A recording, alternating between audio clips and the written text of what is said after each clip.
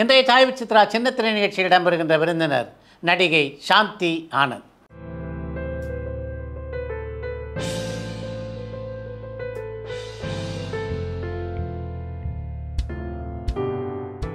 பார்த்திபனின் சுகமான சுமைகள் மூலம் தமிழ் சினிமாவிலே அடியெடுத்து வைத்த சாந்தி ஆனந்தை சின்னத்திரையிலே அறிமுகப்படுத்தியவர் இயக்குனர் சிகரம் கே.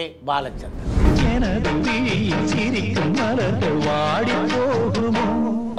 கன்னியாகுமரி மாவட்டம் பாலூர் என்ற ஊரில் கோகுலம் மந்திரி சபையில் மாற்றம் செய்யப்பட்டிருக்கிறது.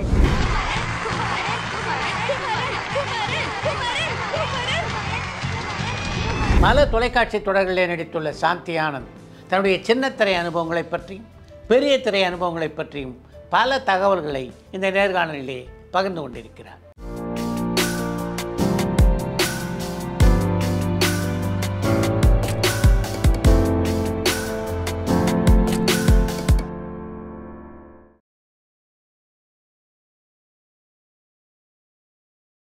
வணக்கம். வணக்கம். எப்போ சினிமா மேலே ஆர்வம் வந்தது உங்களுக்கு? ஆக்சுவலி கல்லூரின்னு இல்லை, கல்லூரிக்கு முன்னாடியே எனக்கு சான்சஸ் நிறைய வந்துச்சு. ஓ, 6th ஸ்டாண்டர்ட்லேருந்து 8th ஸ்டாண்டர்ட்லேருந்தே வர ஆரம்பிச்சது. ஸ்கூலில் படிக்கும்போதேவா? படிக்கிறச்சே வரல. ஏன்னா பரதநாட்டியம் நிறைய கற்றுருந்தேன், நிறைய கிளாசிக்கல் ப்ரோக்ராம்ஸ் எல்லாம் பண்ணிட்டு இருந்தேன். எங்க பாட்டி வந்து ஜெமினியில் இருந்தாங்க, ஜெமினி ஸ்டுடியோவில் இருந்தவங்க. சந்திரலேகா, பெண், ஐவிஎம்என் பெண், இதுலலாம் நிறைய பண்ணியிருக்காங்க. அவங்க வந்து இந்த 3R ராஜகுமாரி, TM ஜானகி அம்மா அவங்களுடைய செட்டு. ஸோ அந்த டான்ஸ், ட்ரம் டான்ஸ் சந்திரலேகால் அதுலெல்லாம் பண்ணியிருந்தாங்க. ஸோ அவங்களுக்கு ஒரு ஆசை என்ன எடுத்துட்டு வரணும் இந்த இதில் அப்படின்னு சொல்லிட்டு. அதனால அப்போவே வந்து சின்ன வயசுலயே அவங்க வந்து டான்ஸ் எல்லாம் கற்றுக் கொடுத்து அதுக்கப்புறமா எடுத்துட்டு வந்தாங்க. நிறைய பேர் சந்திச்சாங்க. அவங்க எனக்கு என்கிட்ட சொல்லலை, பட் அவங்களுக்கு ஒரு இன்ட்ரெஸ்ட் இருந்தது என்ன எடுத்துட்டு நடிகை ஆக்கிடணும் அப்படின்னு சொல்லிட்டு. அப்போ ரொம்ப சின்ன பொண்ணா இருந்தேன். அப்போ ஒரு தடவை வந்து கே. பாக்யராஜ் சார், நான் 9th நம்ம படிக்கிறச்சேன். அப்போ அது என்ன, அந்த சுந்தர காண்டம் சிந்தஜா மன்னருக்கு எங்களுக்கு வந்து போட்டோ இதெல்லாம் எடுத்தாங்க, போட்டோ ஷூட்லாம் எடுத்தாங்க. ரொம்ப சின்ன பொண்ணுங்களா இருக்காங்க, வேண்டாம் அப்படின்னு சொல்லிட்டு விட்டுட்டாங்க. அதுக்கப்புறமா கொஞ்ச நாள் கழிச்சு ஒரு 12th 11th முடிக்கிற ஸ்டேஜ்ல அந்த லீவ் வரும் இல்லைங்களா, அப்போ வந்து எனக்கு ஃப்ரீயா தானே அது, என் பாட்டி அழைச்சின்னு போனாங்க.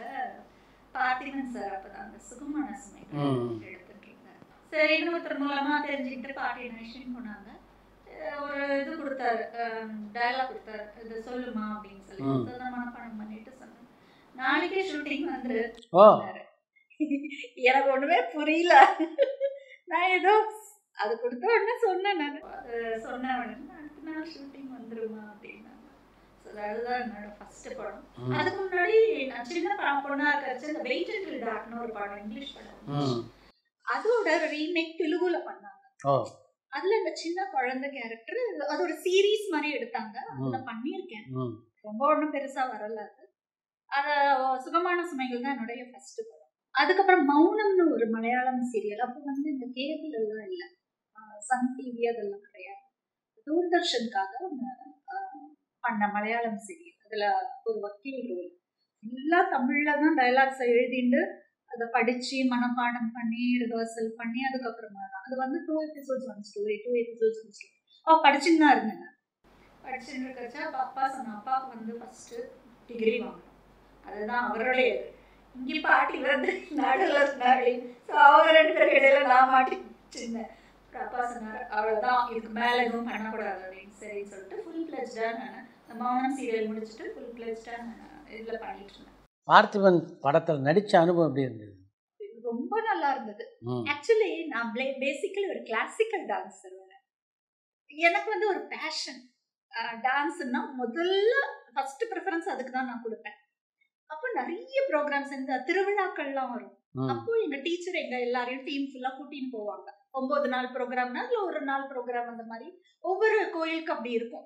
ஸோ அதுக்கெல்லாம் நாங்கள் ரிஹர்சல் பண்ணுவோம், போவோம். அப்போ பார்த்திபன் சார் படம் எடுக்கிறச்சு எனக்கு அந்த திருவிழா டைம் எனக்கு நான் கொடுத்துட்டேன் டேட்டை கொடுத்துட்டு நான் சொன்னேன், சார் ஷூட்டிங் நான் பண்ணி தரேன், ஆனா நான் போகணும் டான்ஸுக்கு. ஏன்னா எனக்கு அதுதான் மெயினா இருந்தது. என் மைண்ட் செட் ஃபுல்லா அதுதான் பேஷன் எனக்கு. என்னம்மா இப்படி பண்ற, எல்லாருமே வெயிட் பண்ண முடியும், வெயிட் பண்ண வைக்க முடியுமா? சார் நான் வந்துட்டு நான் பண்றேன், நான் எவ்வளவு நேரம்னா நான் நடிச்சு வந்துட்டு போறேன் சார், ஆனால் நான் போய் நான் டான்ஸ் பண்ணணும் சார், இது கோயில் ப்ரோக்ராம் சார் அப்படின்னு. சரி நான் என்ன பண்ணாரு, ஈவினிங் 6 o'clock முன்னாடி 4 o'clockலாம் முடிச்சுட்டு அங்கேயே நான் டான்ஸ் ட்ரெஸ் எல்லாம் எடுத்துன்னு போனேன், பரதநாட்டிய ட்ரெஸ். ஸோ அங்கேயே மேக்கப் போட்டு அங்கேயே கிளம்பி ஒரு அசிஸ்டன்ட் டைரக்டர் கூட கார்ல அனுப்பிச்சு திருவேற்காட்டில் அங்கே முடிச்சு ப்ரோக்ராமை முடிச்சுட்டு திருப்பி வந்து நைட் ஷூட்டிங் ஃபுல்லாக முடிச்சுட்டு 2 o'clock நான் போனேன். அந்த மாதிரி முடிச்சு கொடுத்தேன். அந்த மாதிரி எனக்கு வந்து அதுவும் இதுவும் கொஞ்சம் கொஞ்சம் அப்படியே கிளாஷ் ஆனால் கூட நான் முடிச்சு கொடுத்துருவேன். அந்த மாதிரி ரொம்ப நல்லா சொல்லி தந்தாரு பார்த்திபன் சார் எனக்கு எல்லாமே. அதாவது ஒரு ஹெவினஸே இல்லை, ஒரு பயம் கிடையாது, என்னன்னு தெரியல, ஈஸியாக நடிச்சிட்டேன் நான். அவரும் ரொம்ப கேஷுவலாக ஃப்ரெண்ட்லியாக தான் எல்லாமே இது பண்ணாரு, சொல்லி கொடுத்தாரு. ஸோ அந்த படம் ஓரளவுக்கு போச்சு. அதுக்கப்புறமா தான் மௌனம் பண்ணிட்டு அதுக்கப்புறம் நான் விட்டுட்டேன். ஒரு 1 year 2 years. இதுக்கிடையில பட வாய்ப்பு தேடி யாரையும் பார்க்கல? வந்துச்சு, ஆனா அப்பா வந்து அலோவ் பண்ணல. அப்பா வந்து ஃபர்ஸ்ட் இது பண்ணலாம் அப்படின்னு. ஆனா நாங்களா போய் அப்ரோச் பண்ணும் போது தானே எங்களுக்கு அது வந்துச்சு. ஸோ அதனால யாரும் அதுக்கப்புறம் கூப்பிடல. அதுக்கப்புறம் வந்தது வந்து தலைமுறைகள்னு டிடியில வந்து ஒரு ரியல் ஸ்டோரியை ஹீரோயினுக்கு தேடி இருந்தாங்க. நான் கிளாசிக்கல் டான்ஸர்ன்றதால அந்த பொண்ணு ஒரு கிளாசிக்கல் டான்ஸர் அதுல. ஸோ எங்க டீச்சர் மூலமா அது வந்துச்சு. அப்போ வந்து நான் காலேஜ் கிட்டத்தட்ட முடிச்சுட்டேன். நான் முடிச்சிட்ட உடனே எனக்கு வந்த உடனே டீச்சர் அப்பாவும் ஓகே சொல்லிட்டாரு. பாட்டிக்கும் ரொம்ப சந்தோஷம். சரி நான் பண்றேன் அப்படின்னா பரத் அவர் டைரக்ஷன், அதுவும் நல்லா போச்சு. அது முடிச்சதுக்கு அப்புறம் கௌரி மனோகரின்னு ஒரு படம் ஹீரோயினா பண்ணேன். அந்த அளவுக்கு ஓடல, பட் அது டைட்டில் ரோல் பண்ணேன். பூர்ணம் விஸ்வநாதன் சார் தான் எனக்கு அப்பாவா பண்ணார். தெரிஞ்ச முகம் அவர் தான், புது டைரக்டர், புது ப்ரொடியூசர். அந்த படம் முடிச்சதுக்கு அப்புறம் எங்க தம்பி சத்யா மூவிஸ் அதுல வந்து சுபஸ்ரீ தான் ஹீரோயினா பண்ணியிருப்பாங்க. உங்களோட ஃப்ரெண்டா பண்ணியிருப்பேன். த்ரூ அவுட்டா வருவேன். நான் நச்சினி ஜெயந்தோட தங்கச்சியா பண்ணியிருப்பேன். அதுக்கப்புறம் வந்து கோகுலம் சூப்பர் குட் ஃபிலிம்ஸ் அர்ஜுனோட சிஸ்டரா, செகண்ட் சிஸ்டரா பண்ணியிருக்கேன். அந்த படம் பண்ணதுக்கு அப்புறம் விக்ரமன் சார் படம், அது ரொம்ப நல்லா இருக்கும். அந்த அந்த ஷூட்டிங் போனாலே எனக்கு ஒரு ஜாலி தான். அது என்னன்னா ஒரு ஃபேமிலி மாதிரி இருக்கும். எப்போ போனாலும் எப்பயாவது கூப்பிடுவாங்க. பான்பிரியா மேடம்க்கும் அவங்களுக்கு தான் எடுப்பாங்க. நாங்கள் போனோடனே சாப்பிட்டு ரெடி ஆகிட்டு உட்காந்து பாய் போட்டு வச்சு படுத்துருவோம். அந்த மாதிரி அவ்வளோ ஜாலியாக இருக்கும். லைக் ஒரு பிக்னிக் போன மாதிரி இருக்கும் எங்களுக்கு. எப்பயாவது கூப்பிடுவாங்க ஷார்ட்டுக்குன்னு, போய் அழகாக நடிச்சு முடிச்சுட்டு வந்துடுவோம். டென்ஷனே இல்லை அது டைரக்ட். ரொம்ப நல்லா ஈஸியாக ஜாலியாக அழகாக அது போச்சு. அந்த படம் அர்ஜுன் சிஸ்டரா பண்ணேன், ரொம்ப நல்லா போச்சு. ஆக்சுவலி நான் நினைச்சேன் அந்த படத்துல வந்து அதிகமா எனக்கு ஒன்றும் இருக்காது, சும்மா ஏதோ வந்துட்டு போற மாதிரி அப்படின்னு தான் நினைச்சேன். ஆனா ஒரு ஷெட்யூல் முடிச்சதுக்கு அப்புறம் தான் எனக்கு கதையே சொல்றாங்க. உங்களை வந்து உங்களை வச்சுதான் அந்த கதையே மூவ் ஆகுது அப்படின்னு சொல்லிட்டு, இந்த பிரேக் வந்து உங்களோட இதுல இருந்து தான் வருது அப்படின்னு சொல்லிட்டு ரொம்ப நல்லா சொல்லிட்டு இருந்தாங்க. இவ்வளவு பெருசா இருக்கா என்னோட ரோல் அப்படின்னு. அப்பதான் நினைச்சேன் ஓகே நான் ஆக்சுவலி நான் பார்த்திபன் சாரோட அசிஸ்டன்ட் தான் விக்ரமன் சார். ஸோ அப்பவே நான் சொன்னேன் இந்த மாதிரி பார்த்திபன் சார் படம் பண்ணேன் ஒரு 2-3 வருஷம் முன்னாடி சார் அப்படின்னு. அப்படிங்களா, சரி இது வந்து ஒரு சின்ன ரோல் தான் அப்படின்னா அந்த மாதிரி தான் சொன்னார். ஆனா இந்த பின்னாடி கதை இந்த மாதிரி இருக்கும்னு எனக்கு அப்ப தெரியாது. அதுக்கப்புறம் சொன்ன உடனே சரி அதை நடிச்சு முடிச்சுட்டேன். அது 100 நாளுக்கு மேல ஓடிச்சு. அந்த படம் நல்லா ஹிட் ஆச்சு. அதுக்கப்புறம் தான் டூயட் படம், கேபி சாரோட டூயட் படம். அதுல வந்து ஆக்சுவலி சாரோட சீரியல்ல பண்ணியிருக்கேன். சார் வந்து சன் டிவிக்காக எபிசோட்ஸ் எடுத்துட்டு இருந்தாரு. அப்போ நான் படிச்சுட்டு இருந்தேன், கம்ப்யூட்டர் கிளாஸஸ் போயிட்டு இருந்தேன். எங்க அப்பா வந்து கம்ப்யூட்டர் கிளாஸ் போ நீ அப்படின்ட்டாரு. அவருக்கு வந்து எஜுகேஷன்ல என்ன எடுத்துட்டு வரணும்னு, ஒரு நல்ல வேலையில இருக்கணும் அப்படின்னு தான் எங்க அப்பாவுக்கு ஆசை. எங்க பாட்டிக்கு வந்து இந்த துறையில ஆசை, since she was in this fieldன்றதுனால அந்த மாதிரி. ஸோ அப்போ அப்பா வந்து நீ கம்ப்யூட்டர் கிளாஸஸ் போ அப்படின்னா சரி கம்ப்யூட்டர் கிளாஸஸ் போகும்போது என் ஃப்ரெண்டு மூலமா எனக்கு அந்த கேபி சார் ஒரு ஒரு ஒரு சின்ன ரோலுக்கு ஒரு பொண்ணை தேடிட்டு, அப்போ கவிதாலயா கிருஷ்ணன் சார் வந்து அதுல அவரோட பேரா தேடிட்டு இருந்தாங்க. ஒரு சின்ன ரோல் தான், ஒரு கெஸ்ட் மாதிரி வரும். அதுக்கு ஒரு பொண்ணை தேடிட்டு இருக்காரு, நீ சும்மா வந்து பார்த்துட்டு போ அப்படின்னா சரின்னு சொல்லிட்டு நான் போய் பார்த்தேன். பார்த்துட்டு உடனே மேக்கப்லாம் போட்டு அப்பவே ஷார்ட்டுக்கு இது பண்ணிட சொல்லிட்டேன். முன்னாடி கூட பார்க்கல என்ன, அப்பவே ஓகே பண்ணிட்டு ரெடி பண்ணுங்க பொண்ணை அப்படின்ட்டாங்க. பண்ணிட்டு நடிச்சிட்டேன். அது ஒரு சின்ன ஒரே சீன் தான். அதுல 2 எபிசோட்ஸ் ஒரு ஸ்டோரி, 2 எபிசோட்ஸ் ஒரு ஸ்டோரி அவர் எழுதுவார். ஏர் பஸ்ன்னு சொல்லிட்டு அந்த சீரியல். அதுக்கு அடுத்தது சேரன் எக்ஸ்பிரஸ்ன்னு எழுதினார். அதுல மேனேஜர் கிட்ட சொன்னாரு, அந்த பொண்ணு இருக்கு இல்லையா, அந்த பொண்ணு சாந்தி, அதுக்கு 5 நாள் நீ எங்கேயும் அத அப்போ நான் பண்ணும்போது கம்ப்யூட்டர் கிளாஸஸ் போகணும்னு சொல்லிட்டு நான் கம்ப்யூட்டர் கிளாஸ்ல இருந்து அப்பதான் வந்த உடனே அந்த சீனை முடிச்சு அமிச்சிட்டேன். அவகிட்ட அடுத்த இது எடுக்கும்போது அந்த பொண்ணு தான் நான் ஃபிக்ஸ் பண்ண போறேன், 5 எபிசோடுக்கு லீவ் போட்டு வர சொல்லு அப்படின்னு சொல்லிட்டாரு மேனேஜர் கிட்ட. சரி நான் சொன்னேன், சார் ஃபர்ஸ்ட் டே மட்டும் என்ன விட்டுரு, ஃபர்ஸ்ட் டே மட்டும் நான் போயிட்டு வந்துடுறேன், எக்ஸாம் இருக்கு கம்ப்யூட்டர் கிளாஸஸ்ல அப்படின்னு. சரி ஓகே அப்படின்னு சொல்லிட்டு அந்த நேரத்தை மட்டும் வேற ஒரு சீனுக்கு போட்டு என்ன அனுப்பிச்சிட்டாங்க. நாளைக்குல இருந்து தொடர்ந்து அந்த பொண்ணு இருக்க சொல்லி மேனேஜர் கிட்ட சொல்லிட்டேன். 4 நாள் லீவ் போட்டு அந்த ஃபுல்லா அந்த சேரன் எக்ஸ்பிரஸ் அந்த 13 எபிசோட்ஸ் எடுத்ததுல அவருக்கு ரொம்ப டச் ஆனது அந்த சேரன் எக்ஸ்பிரஸ் தான். என்கிட்ட ஃபோன் பண்ணி எனக்கு சொல்றாரு.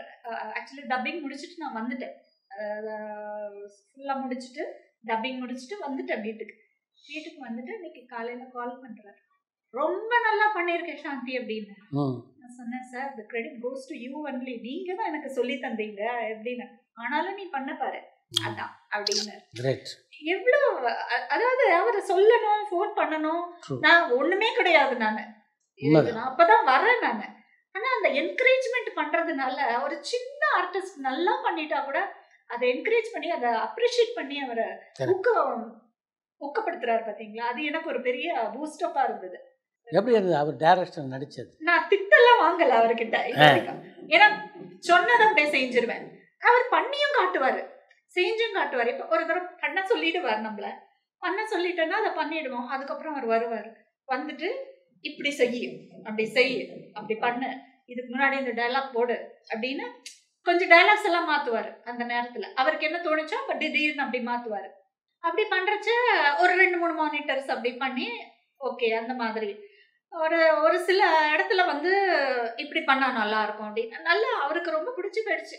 ஏன்னா நம்ம சொல்றத கேட்டுட்டு ஒரு 50% செஞ்சா கூட போருமே, அது எனக்கு அது ஆட்டோமேட்டிக்கலி அப்படி வந்துடுது.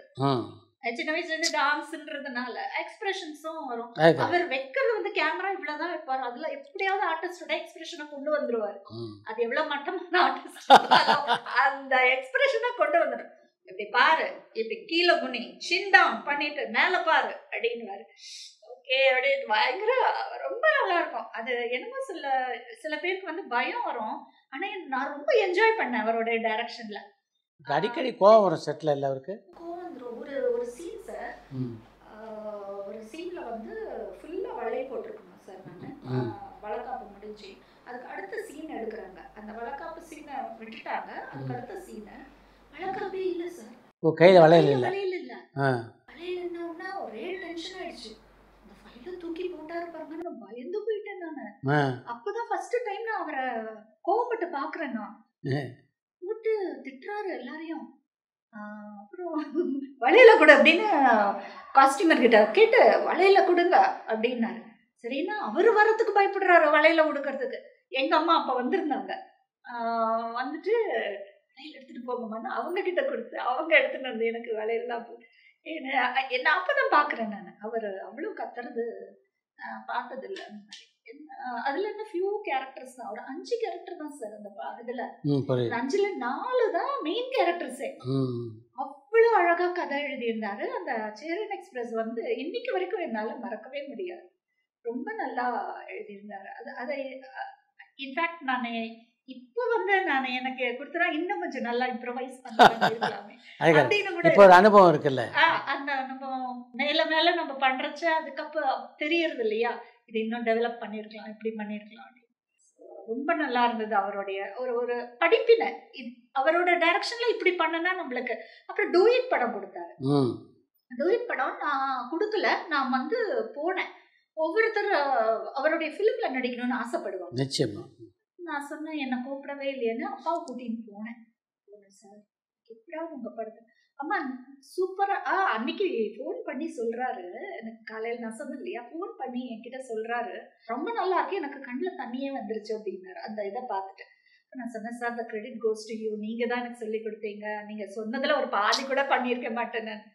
நோ ரொம்ப நல்லா இருந்தது, I appreciate your acting and ஆனால் நான் சொல்லி கொடுத்தேன், நீ பண்ண பாரு, அதுதான் பண்ணலைன்னா அன்றைக்கே இதுவாக இருக்கும், நீ பண்ண பாரு அப்படி. அப்போ டூயிட் படம் கேட்கும்போது அவர் சொன்னார், உன்னோட சேரன் எக்ஸ்பிரஸ் நீ பண்ணதை பார்த்துட்டு ஐயா கருணாநிதி ஐயா வந்து யார் அந்த பொண்ணுன்னு கேட்டுச்சு. கலைஞர் கலைஞர் சார் யார் அந்த பொண்ணு நல்லா பண்ணிருக்கு அப்படின்னு கேட்டுச்சு. அந்த அந்த அந்த கேரக்டர் அது ஒரு வில்லேஜ் கேரக்டர், வில்லேஜ் டைப் மாதிரி கேட்டுச்சு. அந்த மாதிரி ஒரு கேரக்டர் ஒன்று இப்போ கொடுக்கணும்னு நினைக்கிறேன், இதில் அந்த மாதிரி கேரக்டர் இல்லை சார், நீங்கள் எனக்கு எந்த கேரக்டர் வேணால் கொடுங்க சார், நான் பண்ணுறேன் சார், உங்கள் படத்தில் பண்ணணும் சார், எனக்கு எதையாவது ஒன்று கொடுங்க சார் அப்படின்னு. சார் உனக்கு டான்ஸ் தெரியுமா அப்படின்னா, கிளாசிக்கல் டான்ஸர் தான் சார், இது கிளாசிக்கலெல்லாம் இல்லை, ஒரு மாதிரி டான்ஸ் டைரக்டர் மாதிரி மீனாட்சி சஷாத்ரி தான் பண்ணுறாங்க, சரி ஆக்கலாம், ஏதோ அசிஸ்டன்ட் மாதிரி போடுறேன் அப்படின்னு. சரி சார் ஓகே சார் அப்படின்னு சொல்லிட்டு அந்த அந்த படம் பண்ணேன். நான் அவங்களோடய கூட வரா மாதிரி இருக்கும், அசிஸ்டன்ட் டைரக்டர் மாதிரி. அந்த படம் முடிச்ச உடனே எனக்கு கல்யாணம் ஆயிடுச்சு. வந்தாரு சார், வந்தாரு கல்யாணத்துக்குலாம் வந்தார். என்ன நீ நடிக்க மாட்டியா அப்படின்னாரு.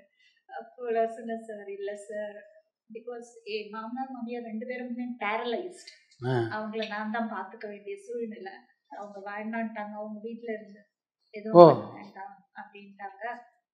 ஸோ என்னை வந்து அப்பாவுக்கு வந்து நான் ஃபேமிலி லைஃப்பில் செட்டில் ஆகணும்னு தான் இருக்குது.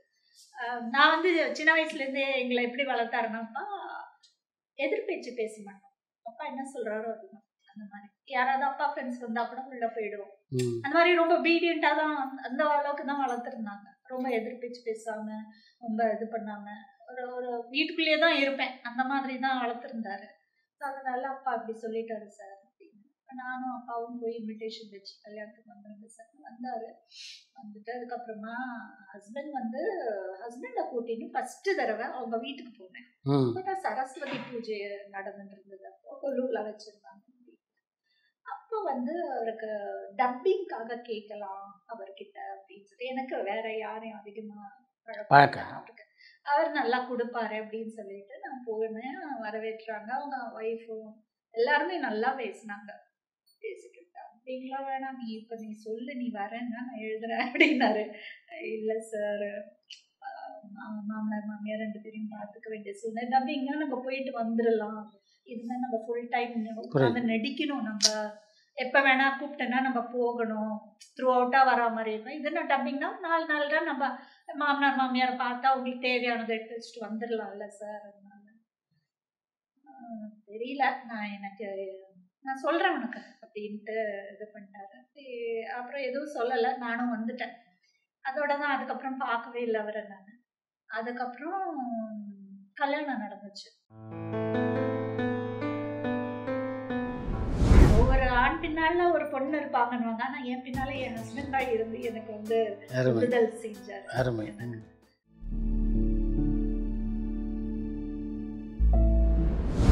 4 years கழிச்சு என் ஹஸ்பண்டும் இறந்துட்டாங்க.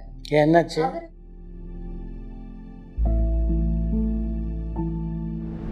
ஒரு சில தயாரிப்பு நிர்வாகிகள் உங்களுடைய சம்பளத்தை பாதி கொடுங்க அப்படின்னு கூட கேட்டதா சொல்லியிருந்தீங்க, உண்மையா? அது நிறைய நடந்திருக்குது.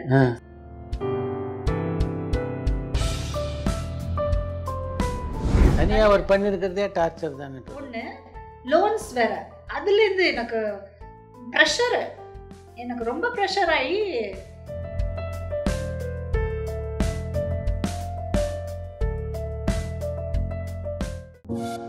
பரபரப்பான சினிமா செய்திகள், நட்சத்திரங்களின் பேட்டிகள், சினிமா வரலாறு ஆகியவற்றை பார்க்கவும் படிக்கவும் உங்களுக்கான இணையதளம் tourantalkies.co.